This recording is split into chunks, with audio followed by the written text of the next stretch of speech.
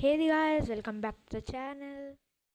तो गाइस, आज की वीडियो में हम बात करने वाले हैं ऐश के टॉप 8 ऐसे पोकेमॉन्स के बारे में जो कि अबैंडन्ड हैं। अबैंडन्ड से मेरा मतलब है कि उनके ट्रेनर्स ने उन्हें छोड़ दिया और ऐश ने उन्हें पकड़ लिया। वैसे तो कुछ पोकेमॉन्स ऐसे थे जिन्हें ऐश ने पकड़ा नहीं, वो खुद ही ऐश के पास आ गए थे। तो गाइस, विदाउट वेस्टिंग टाइम चलिए अब वीडियो को स्टार्ट करते हैं। Let's get started. तो अब आते हैं अपने पहले पोकेमॉन पर। तो ऐश का पहला पोकेमॉन जो कि अबैंडन्ड है वो है पीकाचू। ये बात मुझे कैसे पता चली अब मैं तुम्हें वो बताता हूँ। तो गाइस, पोकेमॉन का पहला एपिसोड तो हम सब ने देखा है जहाँ पर ऐश उठने में लेट हो जाता है और फिर वो अपना पहला पोकेमॉन लेने प्रोफेसर की लैब की तरफ दौड़ता है। और जैसे ही ऐश वहाँ पहुँचता है वो देखता है कि गैरी वहाँ पर ऑलरेडी है और गैरी अपना पहला पोकेमॉन ले चुका है। ये देखकर ऐश को शौक लग जाता है और जब ऐश गैरी से पूछता है कि गैरी, क्या तुम्हें अपना पहला पोकेमॉन मिल गया? प्लीज़ मुझे दिखाओ ना वो कौन सा पोकेमॉन है।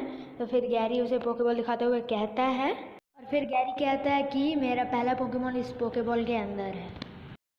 तो अब अगर मैं पूरा एपिसोड ही समझाने लग जाऊँ तो बहुत ज़्यादा टाइम बीत जाएगा और मैं ये नहीं चाहता कि वीडियो ज़्यादा लंबी हो।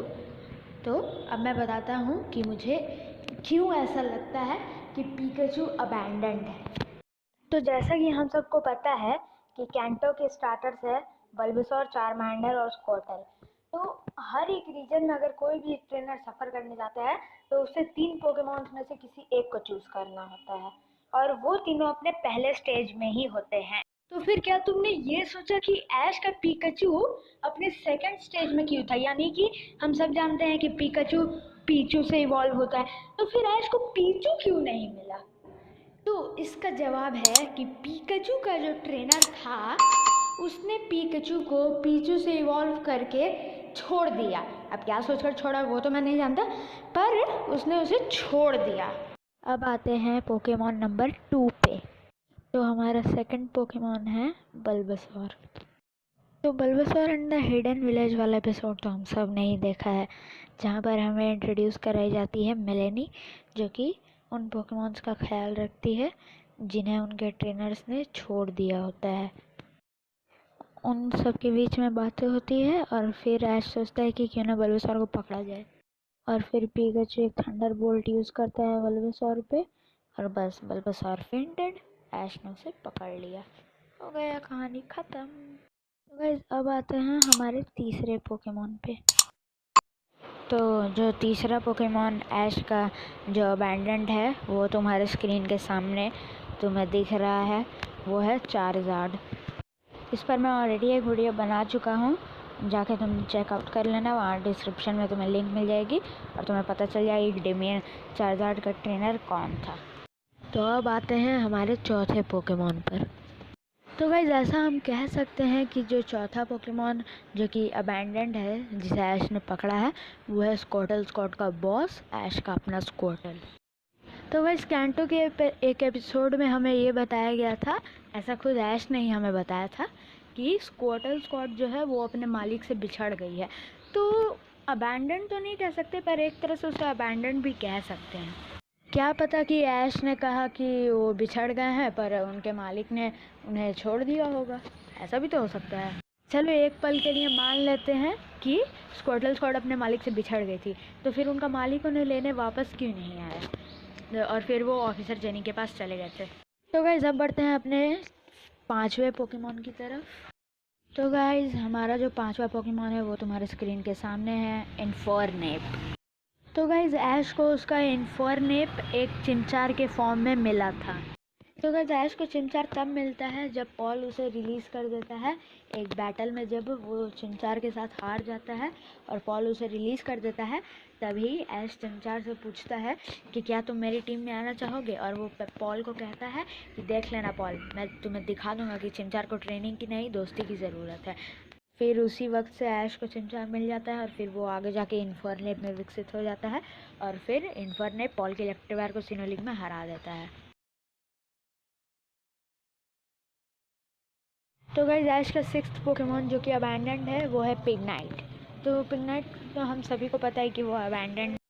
तो ऐश को पिगनाइट टेपिक के फॉर्म में मिला था ब्लैक एंड वाइट के एक एपिसोड में। तो वैसे जो पिगनाइट का जो ट्रेनर था उसने उसे छोड़ दिया था, और फिर जब ऐश का टेपिक ऐश उसे पकड़ लेता है और ऐश का टेपिक जब पिगनाइट में इवॉल्व हो जाता है तो पिगनाइट को उसका ट्रेनर मिल जाता है, पर वो उसके साथ नहीं जाता।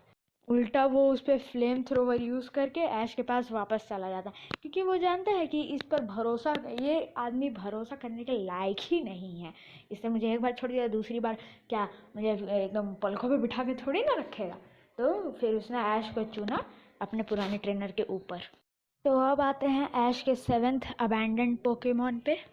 तो ऐश का जो 7th अबैंडन्ड पोकेमॉन है वो तुम्हें दिख ही रहा होगा तुम्हारी स्क्रीन पर, वो है स्नाइवी।